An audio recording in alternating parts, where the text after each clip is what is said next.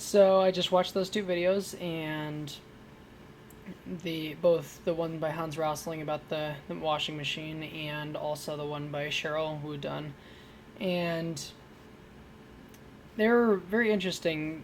First of all, I found it very interesting how to start with the first one with Hans Rosling. It was very interesting how much of an effect just having a washing machine made to people in the world, especially women, um, and just on that same topic, like it was so interesting how he talked about his grandmother and how when they got their first washing machine, she was just ecstatic just to hit the button just to start the machine, which was really interesting to me.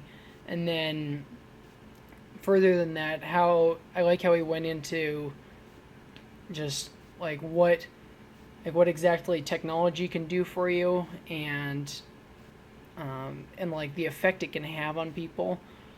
And then also I enjoyed how he kind of talked about like really like what's going on with technology and energy, and how in all honesty uh, climate change is a possibility, and it's very likely, especially if we keep using so much energy.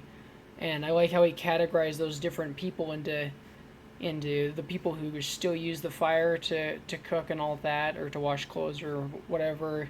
Then you got people who they're sort of like they got electricity, and then you have people who have a washing machine, and then people who are in the high end, the really rich people who are blowing, I think he said like $80 a day or something on consumption, and in the airlines and that kind of stuff. And it was just really interesting how he just put it into perspective of that if we keep on at this pace, it's going to be problematic. However, if we actually work on it and we actually make something of it, we can actually reduce that energy.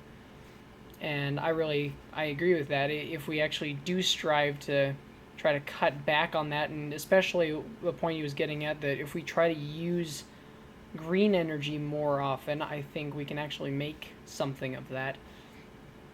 And and finally he talked about books, and how all that industrialization actually made it so that they could actually have books. I really liked, because that books are actually what help teach people. Like he said, one of those books that he had, I think it might have been a Dr. Seuss book. It had like ABCs on it.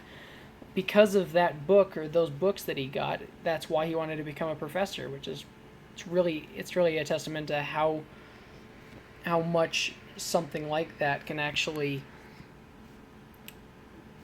like change or alter your perspective on things and make you actually want to do certain things. So that was cool. And then on Cheryl's talk, I thought it was really some very interesting perspectives, especially in the area of how an enormous um, how enormous the result of educating a woman can be. For example, the one where she fought off the hyenas with a stick in the hut, that was really, and then she later became a nurse, and she's saving thousands of people now. Fascinating. Um, or the other ones, the some of the other ones, like where she got a goat, and because of that goat she was able to go all the way through school and even get a full ride scholarship and come to the United States and be the first one. And she graduated in, I think it was Connecticut, and she said, I was so lucky because of that goat. And you could tell that she was very grateful for that. And it was also, I also found it interesting, kind of the whole thing about some of the problems, especially like how there's been equality problems between what gender someone is and what problems that can cause, especially with sex trafficking. Like she touched on the end with things, for example, in Darfur. Just there's all sorts of problems going on in the world because of equality, and other things like she talked about in China. That one was really interesting too. How because an outside source is willing to make an investment, in that case, it was actually putting money in so that that school could actually put those girls through and actually get them going into a better place. It actually made it so that they could actually do something with their lives and, actually make progress. They were able to change their households, their families, just and like she even said, like people that did that. For example, the main girl, she was actually able to. She was the top of her class. She did great, and eventually they were able to make a new house out of that. I love how they were actually very selfless. Like those girls who moved on from that, they actually came back and they brought back money so that the other girls could actually go and do something, which is really interesting.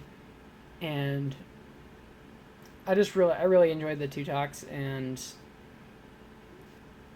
I'm really excited to learn more about this sort of thing, just because it's an eye opener. It's something that I didn't know that much about, and I can see that there's a great effect of what happens when, because you'd almost think that what's the difference between educating a man and a woman, or a boy and a girl, in other words, but it makes a great deal of difference.